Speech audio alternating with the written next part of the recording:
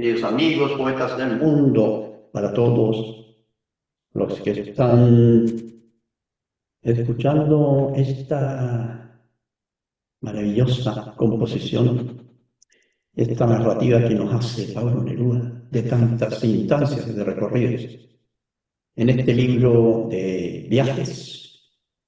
Y como tercera parte ahora nos corresponde ir a la parte del norte.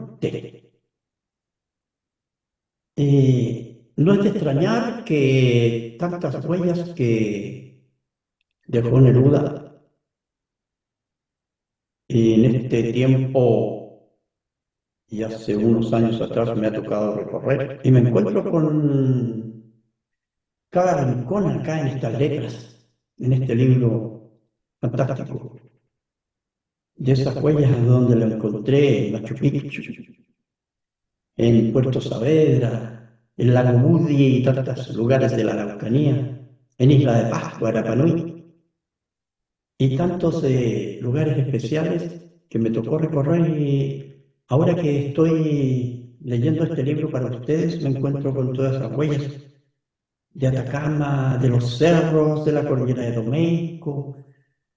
Es tan importante sentirlo que lo he palpado con mis propias manos, que he pisado esas mismas huellas. Entonces, más me alegra entregarles esta versión de Pablo Neruda de este norte, que se inicia así. Que nos sea revelada la pampa total, su desolación y su belleza desde los altos minerales de Huantajaya.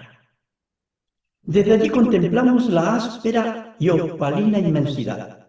Las llanuras se extienden desde allí y allí también se arremolinan en multitud las colinas serenas. El sol de la tarde hace afluir hacia sus líneas cortadas suaves colores que brotan de los ocres eternos. Las vetas de verde palidísimo, los suaves amarillos cereales, los desprendimientos de violeta, las puntas como diademas de púrpura espolvoreada. Como en mil inmensos cuellos de paloma salvaje, el color de las tizas patinadas por el viento y el cielo adhieren a infinitas mezclas que se ondulan y elevan la piel calcinada de la pampa. Se hincha y se inmoviliza. Un teatro de pechos metálicos, de suaves senos y gargantas turgentes se agrupa y extiende recibiendo en su desamparada desnudez los rayos secretos que el sol deja caer sobre las más altas y puras soledades. Y nos dice Pablo: yo que soy aborigen austral, acostumbrado a las campiñas y a los bosques, a los copigües y los helechos, empapados de grueso rocío bajo la sombra augusta de los alerces, dejo en Huantajaya una de las más bellas visiones de la tierra. La tierra en la pampa, sin vegetación, ni pájaros, ni animales, es un espectáculo en el que debemos dejar en lo recóndito o para siempre todas las gotas de sensualidad que ponemos al contemplar otros paisajes del planeta. Allí está la tierra en su corte de diamante invisible, en sus repliegues de arenal y extensión. Allí está la geografía pura, determinada en un paisaje extraño y abstracto, aéreo y terrenal.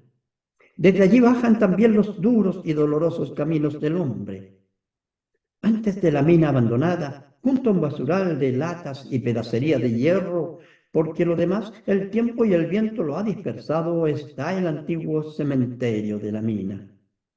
Estos cementerios de la Pampa son todos iguales, un pequeño montón de cruces torcidas, desgreñadas, combatidas por el viento salitral, rodeadas por una multitud polvorienta de papeles que un día fueron coronas. No hay gran diferencia entre estos acervos camposantos y las viviendas de los hombres. Allí, desde antaño vinieron los cortejos de los duros pampinos caídos en el accidente, los huesos triturados y quemados, los dedos crispados en la última labor, los niños que no alcanzaron a sobrevivir y las heroicas y gastadas compañeras de los hombres. Toda esa raza Tiene un putridero abierto al viento y a las estrellas que le dieron la única belleza en este mundo, y junto a los campamentos miserables, esta patria de cruces sin nombre y sin cercado es una etapa más, un otro movimiento cumplido de labor dolorosa. Hace tiempo hubo agitación en la pampa. Los pampinos querían que las campiñas cercaran los cementerios, querían que su muerte y sus muertos fueran respetados. Hubo un comienzo de huelga. Los cementerios han quedado así. Los cadáveres no interesan a las compañías. Los vinos vivos interesan poco. Los muertos no tienen ya significado.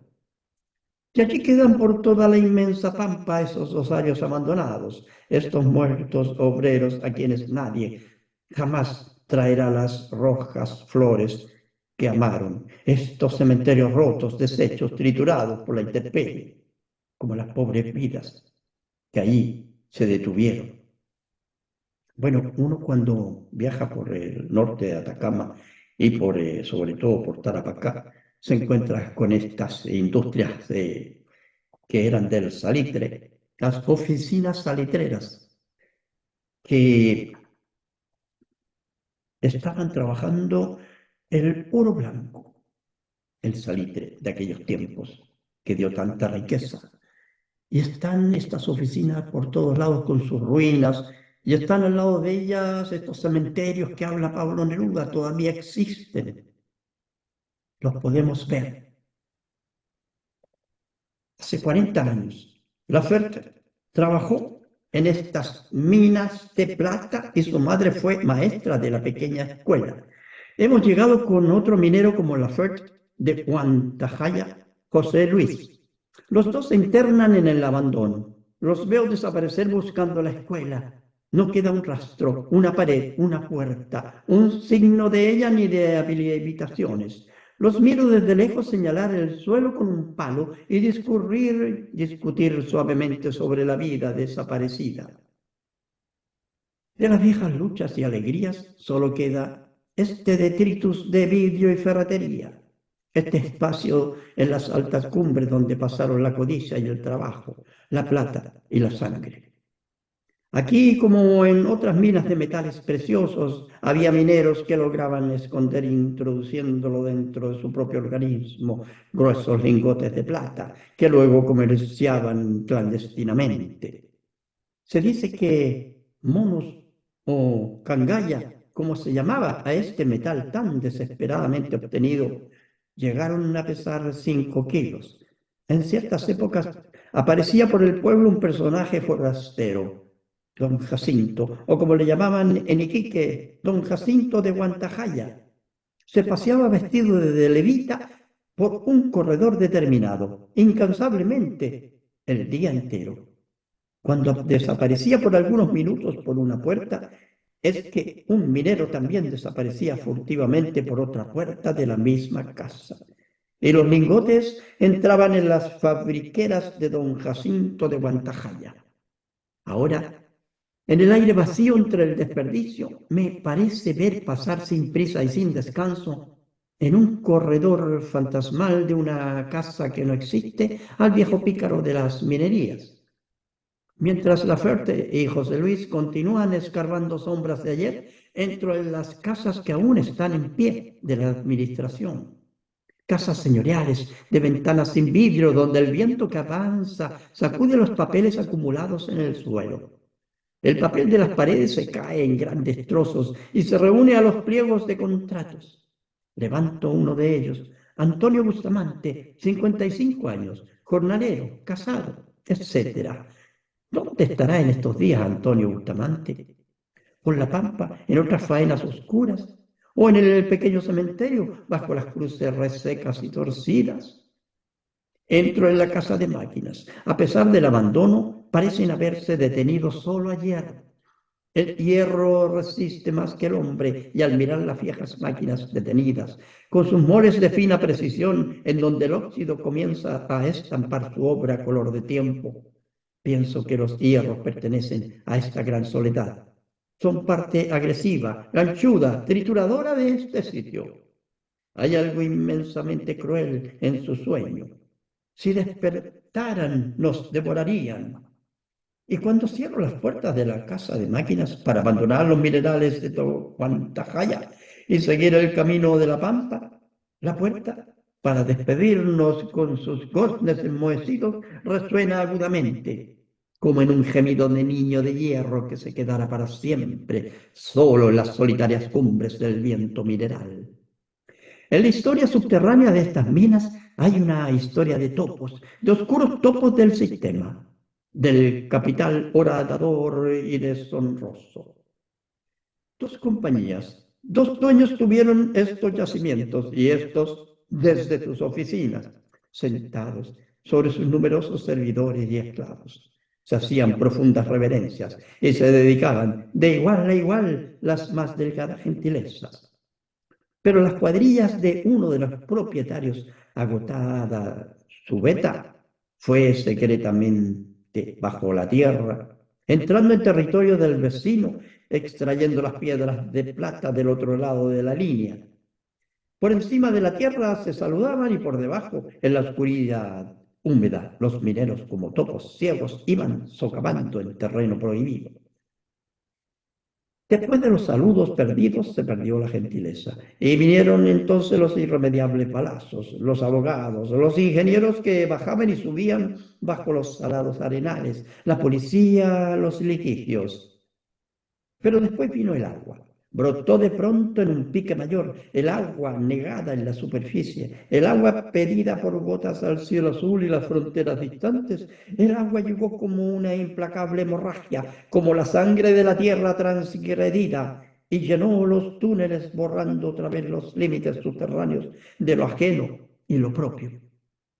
Veo aquí como la fatalidad sistemática, como una parálisis capitalista en estos socavones robados en la oscuridad de la tierra, en estas tragedias grotescas, desarrolladas por la codicia, condimentadas con sangre humana y borradas por la ciega justicia extravagante de la naturaleza.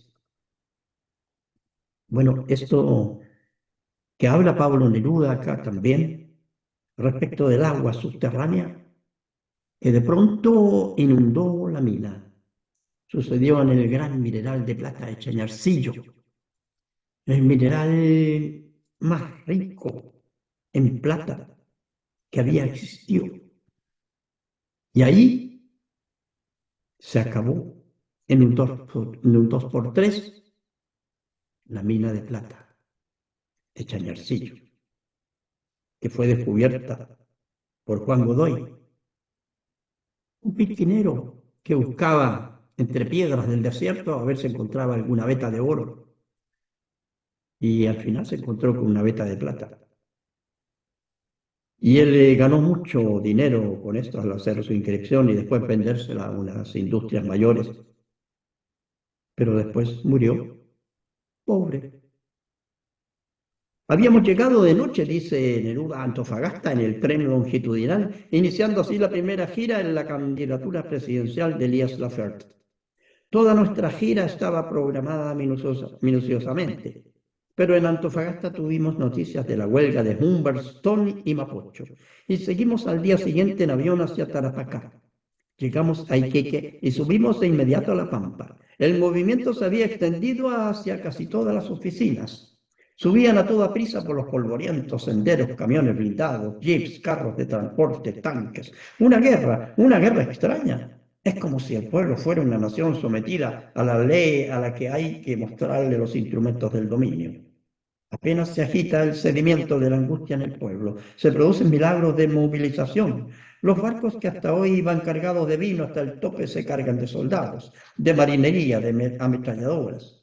Una población forastera, encasquetada de hierro galopante y rugiente, levanta el polvo de las huellas. Los obreros miran con seriedad a los pequeños soldados que llegan. Aquí en Humberstone, desde lejos vi el pabellón de Chile levantado en el camino para esperarnos. Varios centenares de obreros nos rodearon. Un joven coronel a quien conocí en París se me acercó. No podía impedirnos hablar, pero nos rogaba algo vago, algo que hasta ahora no comprendo. El orden, nos decía. El gobierno había ya clausurado el sindicato. Fuimos conducidos por los obreros a una hondonada junto a la huella. Eso era Chile. En los viejos tiempos de persecución y terror, Recabarren hablaba a los obreros en la línea férrea o en la huella.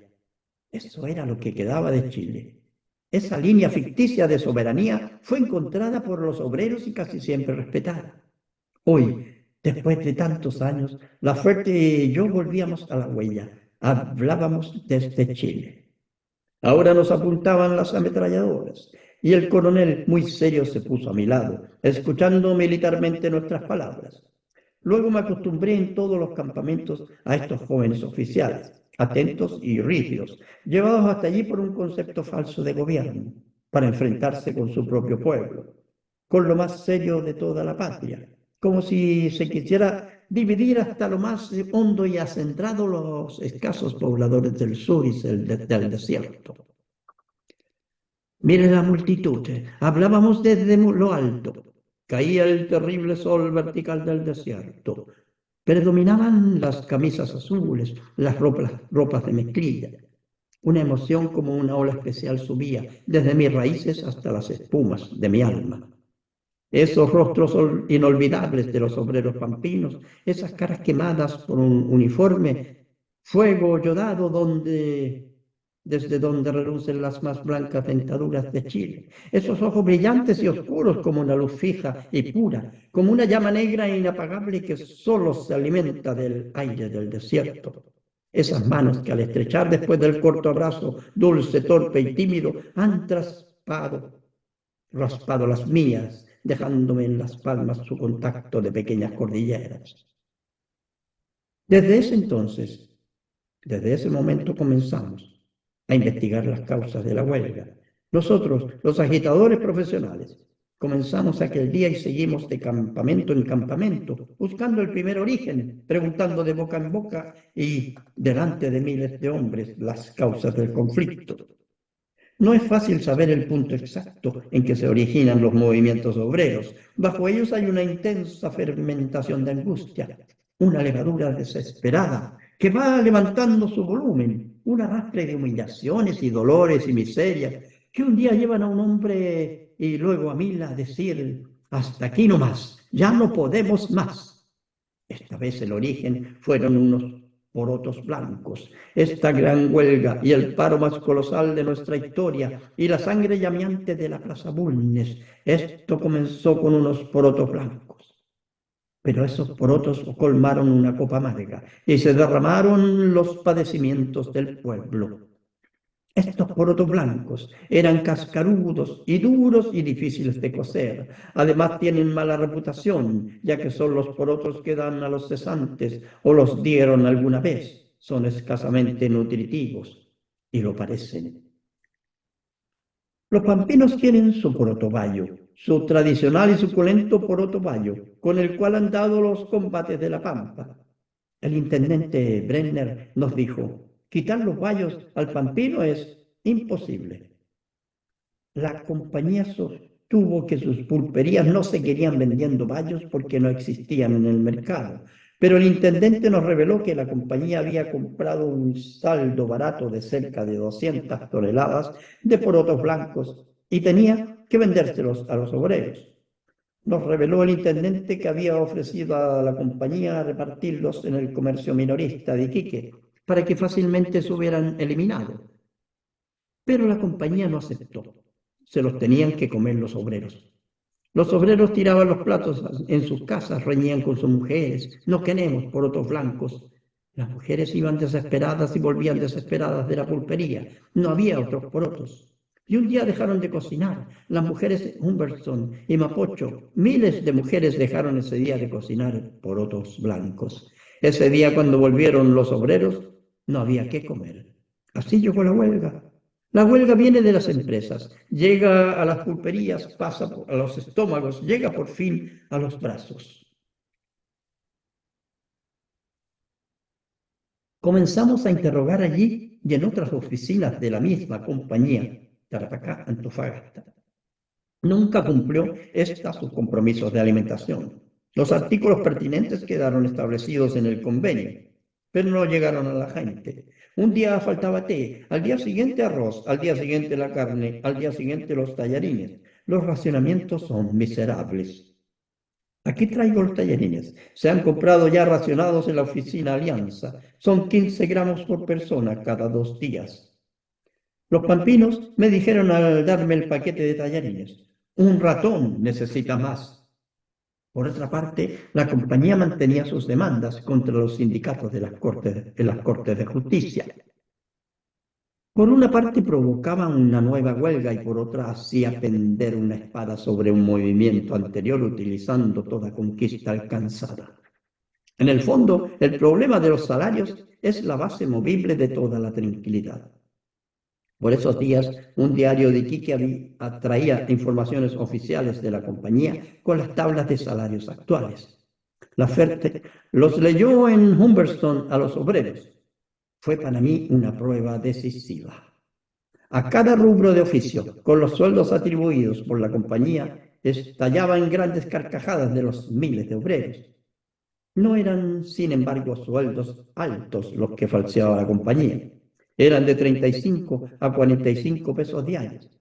Sin embargo, provocaban una hilaridad incontenible, una risa sana, estentoria, como si estuvieran en el cine en una cinta cómica.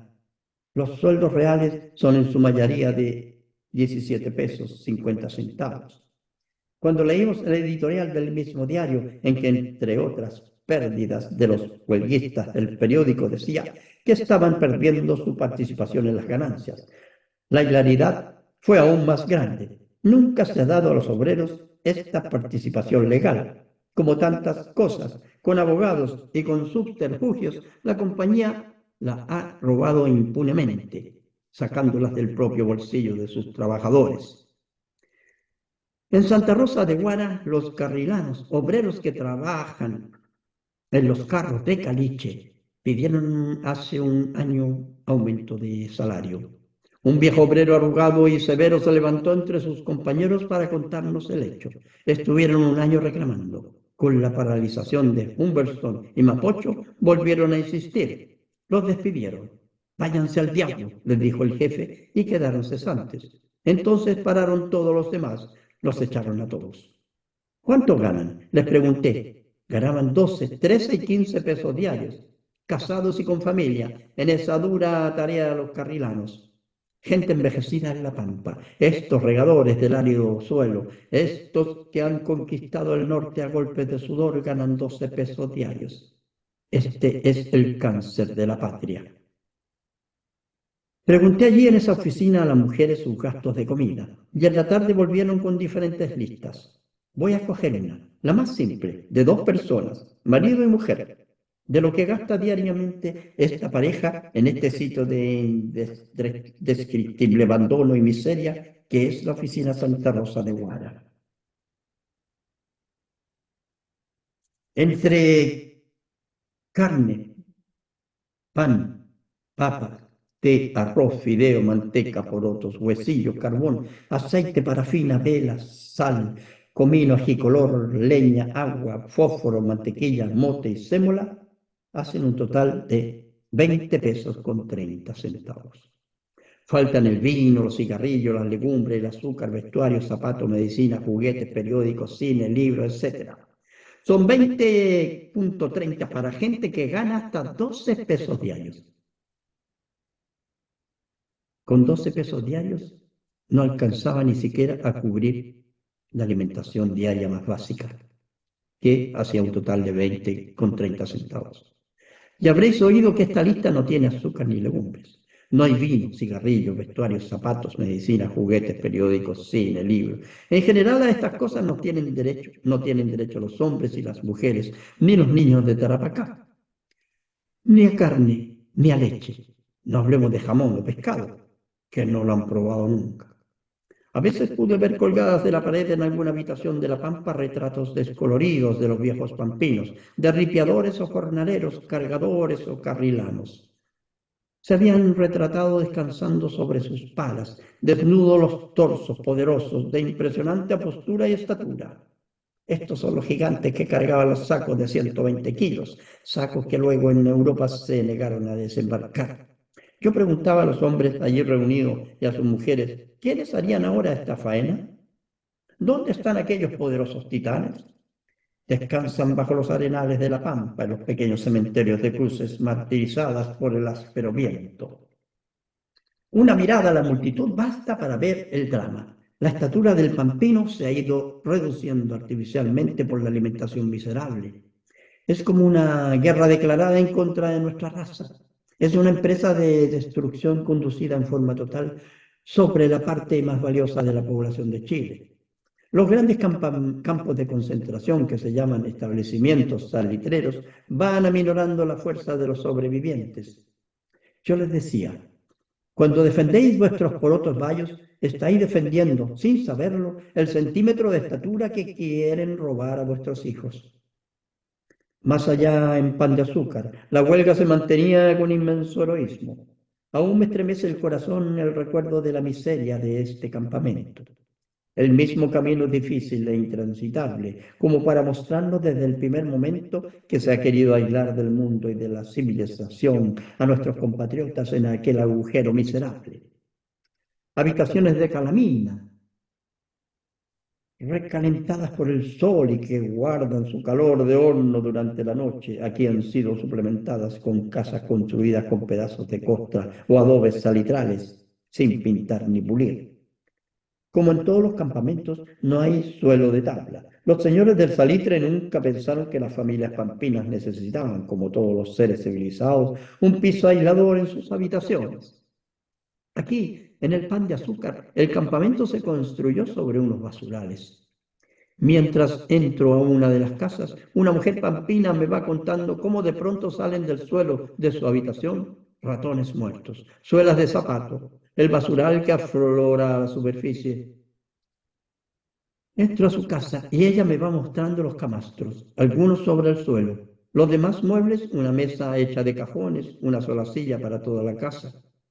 No hicieron cocina a las habitaciones. A ras del suelo un fogón hecho de calaminas y chunchos hace de cocina.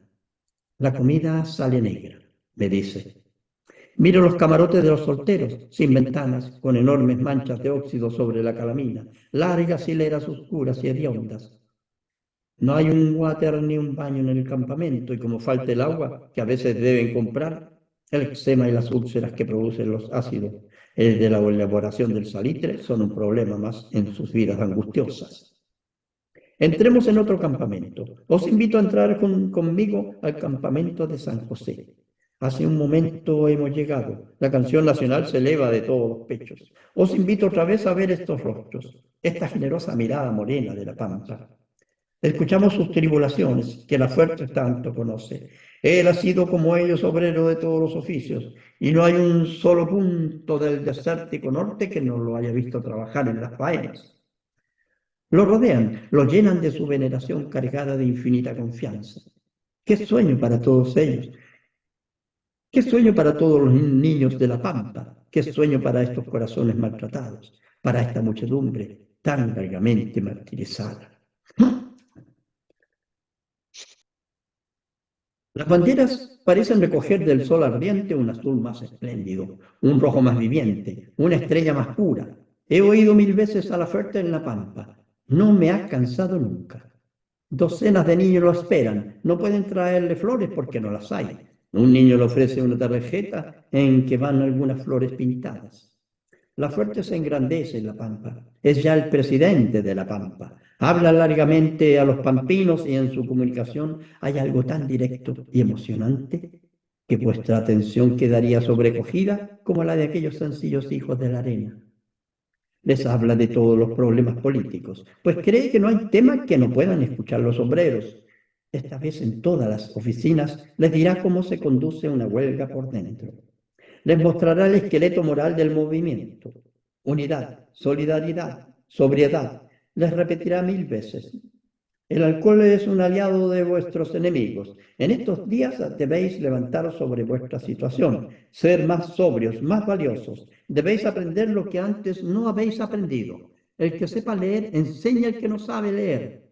Que estos días de huelga sean así imborrables en vuestra memoria, porque mañana podréis decir, aprendí a leer en la huelga. ¿Y esto? ¿Quién podrá quitárselo a ustedes? Lo he oído hablarles también de la orquesta sinfónica, de Camilo Mori, de mi poesía.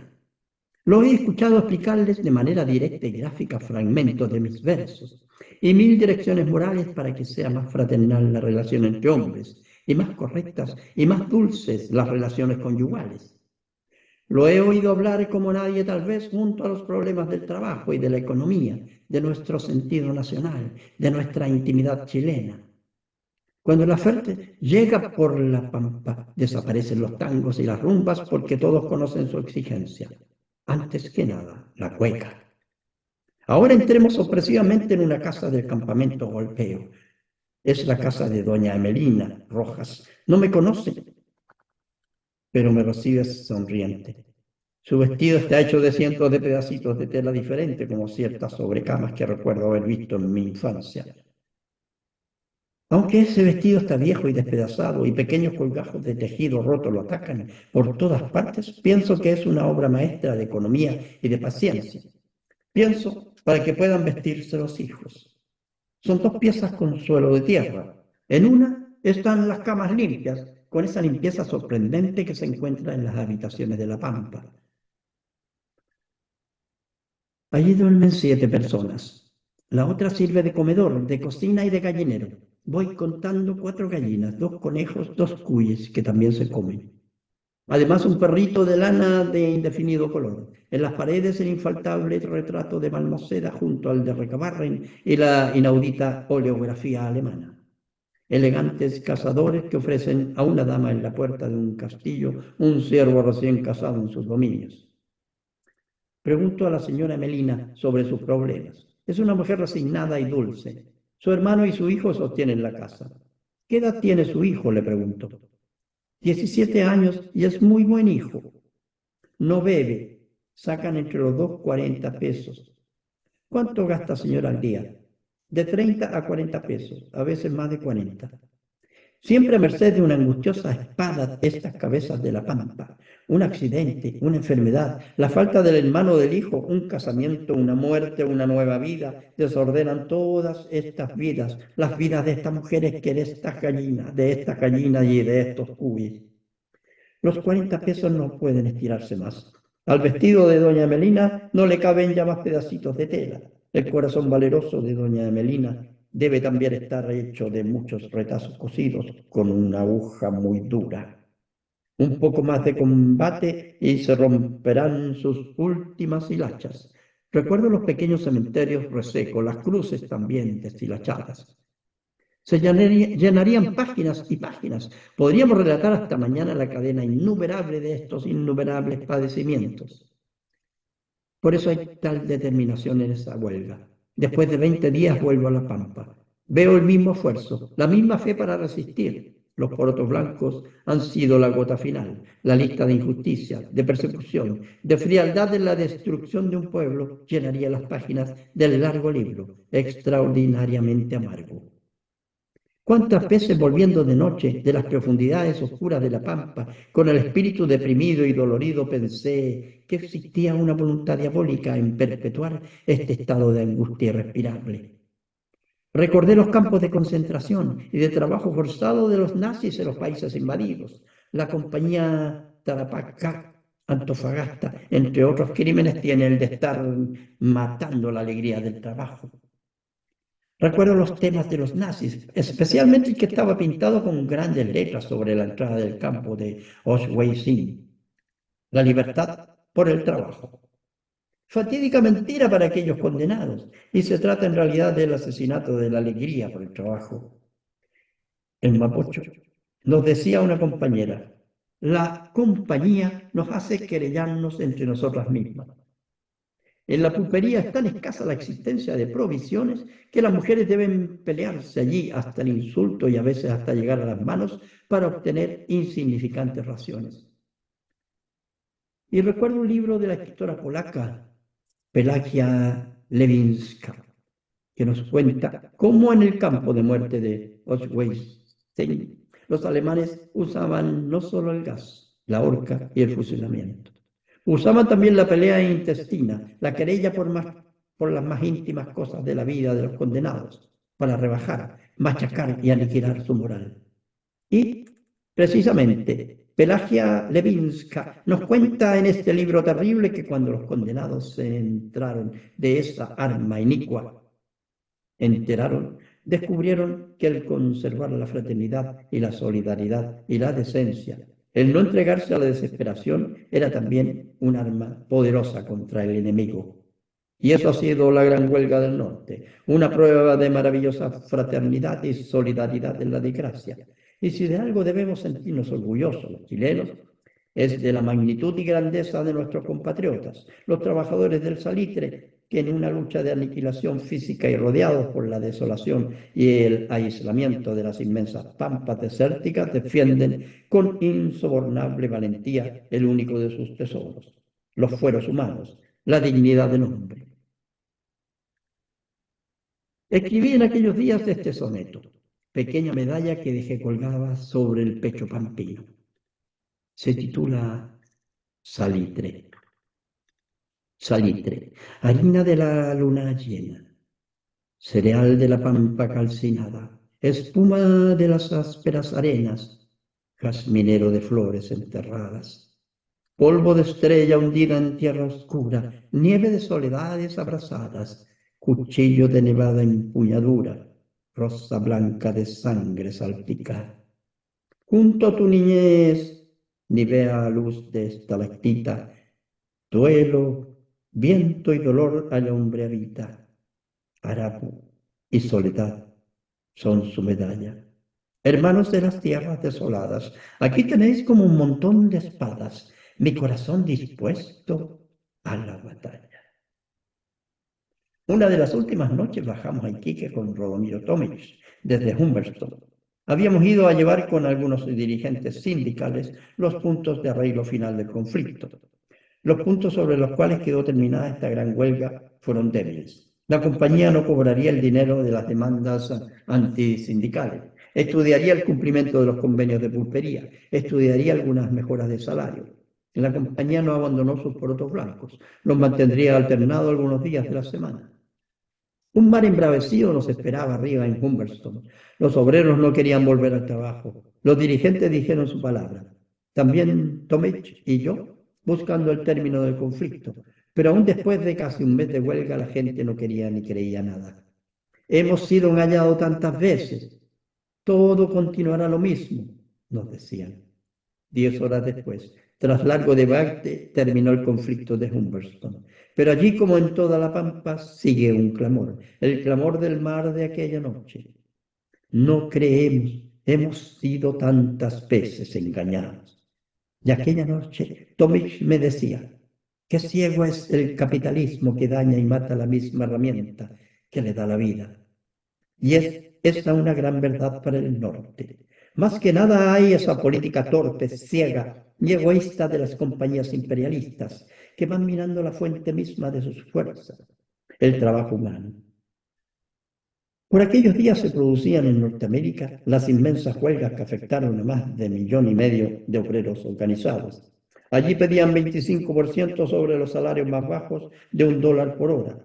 En el mismo instante que los obreros del salitre, los trabajadores norteamericanos que ganaban en una hora el doble de lo que nuestros obreros ganan en un día, pedían más para vivir en sitios privilegiados por el aporte de la cultura y la belleza conquistada por la civilización. En Chicago, en Detroit, en Nueva York o Filadelfia.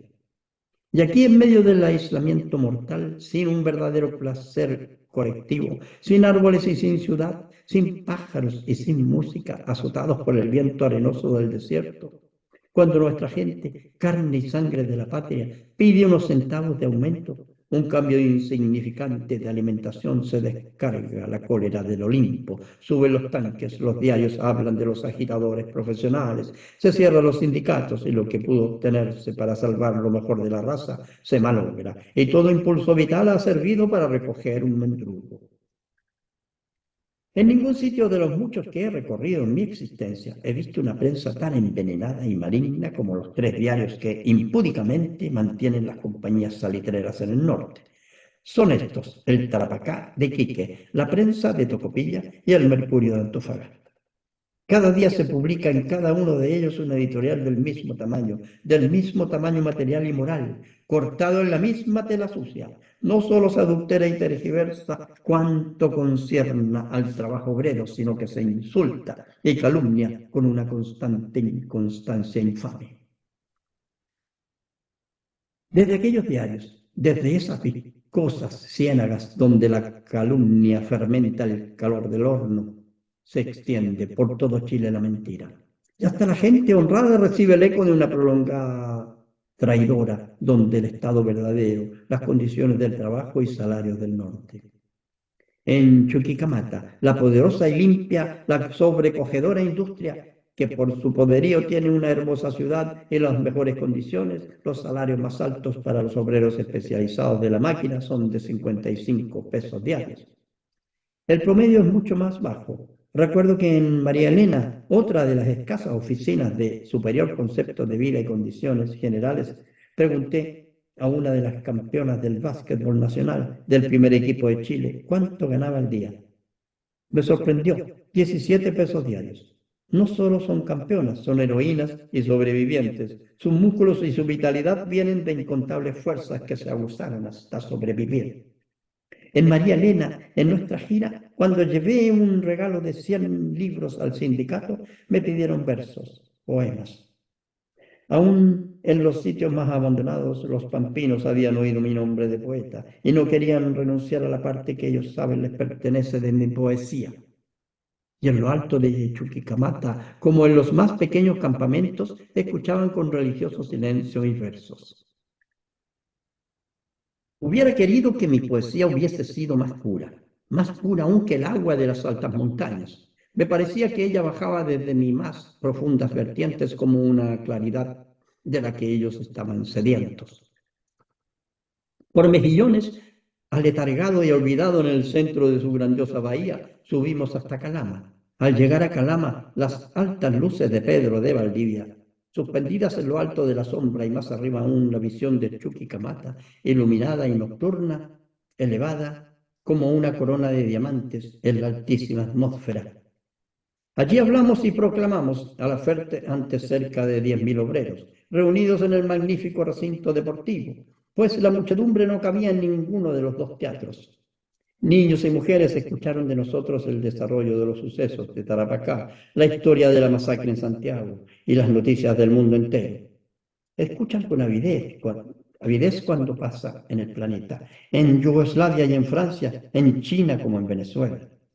Dejando atrás el alto ripio de Chuquicamata, detrás del cual el fuego perenne de los hornos da a la ciudadela del cobre aún más fuertemente esa apariencia de inmenso rito, de pirámide verde, de anfiteatro de los dioses. Bajamos y en el camino, de noche, llegamos a un sitio de fervor inolvidable, a un campamento de los más olvidados y pobres, al campamento de la Paloma.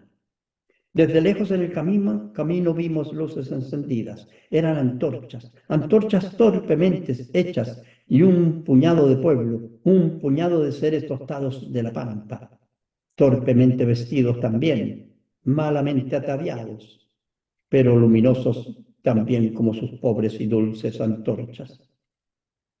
Estaba toda la gente del campamento, eran unos pocos centenares, hombres y mujeres, y sobre todo, por su presencia abundante y preciosa, niños, muchos niños, estos niños milagrosos de la pampa, los niños más interesantes del mundo entero, con sus ojos chispeantes de fuego negro, con sus pequeños rostros que se transformarán poco a poco con el trabajo en máscaras endurecidas. Ellos comenzaron a cantar en una canción que la Ferte y yo amamos como ninguna, una canción patética solemne, una canción funeral de angustia y rebeldía. Es la canción de la Pampa, de Francisco Pessoa. Cuenta en sus dolorosas estrofas la matanza de Iquique. Para nosotros cobraba oída en ese sitio y en el tiempo con la sangre recién derramada de la Plaza Bulnes, un tono más amargo, más terrible y doloroso. Año tras año, por los salares del desolado Tamarugal, lentos cruzando van por millares los tristes payas del capital. Cantando seguimos rodeados por los niños y las antorchas hasta detenernos en la única calleja del campamento. Encuadrados entre las viviendas misérrimas, el grupo se hizo íntimo y unánime. Entonces, cuando nos elevaron sobre un tabladillo para hablar a plena luna llena, en una noche azul como he visto muy pocas, ronca y ardiente, solemne y grave, se elevó el coro de nuestra canción nacional. Nunca la he oído más bella. La noche azul era infinitamente vasta y planetaria, como una bóveda fija iluminada. La luna misma parecía haberse detenido sobre el pobre campamento. Y en aquel silencio, cientos de voces ásperas y seguras, voces de pechos tan golpeados como los metales más nobles, voces de mujeres pampinas, voces como el viento indomable, voces puras salidas de corazones puros, cantaban en la noche celeste. Puro Chile es tu cielo azulado, puras brisas te cruzan también, y tu campo de flores bordados es la copia feliz del Edén. Hubiera querido llorar, llorar a gritos, llorar por años enteros, en aquel punto abandonado de la tierra, entre aquellas viviendas desoladas, rodeados por el desierto, cuya única voz es el crujido tétrico de los salares que resquebraja la sombra o el sol, apartados de todo lo humano, apartados de todas las praderas floridas, allí con voz profunda. Y tu campo de flores bordados, allí rodeados de la inmensa noche solitaria, que para otros seres de las ciudades es un río oscuro de placer, para otros hombres de los campos un movimiento del viento entre los árboles y las estrellas. Allí es la copia feliz del Edén, allí donde la arena se tiñó tantas veces de sangre y los piques se llenaron por toda la pampa de cadáveres, cuando en tantas veces pidieron tan poca cosa, otro pedazo no más de pan, como en los versos de Pessoa, allí donde el sol del fuego quema la extensión sin agua y el trabajo es tan violento y la vida tan miserable que nuestra raza se consume allí. Majestuosa es la blanca montaña que te dio por baluarte del Señor. Pensé una vez más que tenía que defenderlos. Defender, defender. Qué extraña palabra. Defender al hombre, al pueblo, al número de la raza, a la célula de la patria. Defenderlo de otros hombres. En otras tierras hay que defenderlo de la guerra, de las bestias feroces. Aquí tenemos que defenderlo de la miseria mortal del hambre, de la enfermedad y el abandono. Tenemos que defenderlo de aquellos que lo explotan y lo atacan, de aquellos que cuando no pudieron convertirlo en siervo, llenos de cólera y odio, buscan cómplices que traicionan y dividan. Los trabajadores del salitre sabían aquella noche para quienes cantaban y quienes estaban con ellos. Y recordaré toda la vida esa noche estelar, en la desolación del desierto salvaje, esas voces que llamaron a la mía para que cantara para siempre junto a ellos. Majestuosa es la blanca montaña, porque su lucha es grandiosa, como la blanca montaña que nunca han visto ni tal vez verán ese campo de flores bordados, porque aunque hayan mirado las verdes campiñas, ni pueden verlas jamás, ya que hasta en su muerte en aquellos destrozados cementerios de la Pampa los acompañarán unas pobres coronas de papel pintado, porque ellos guardan como herencia sagrada la esperanza que Recabarren derramó con sus manos de augusto proletario. Creo que ellos son el campo y las flores, el bordado y la montaña, el agua y la tierra. Ellos son la patria.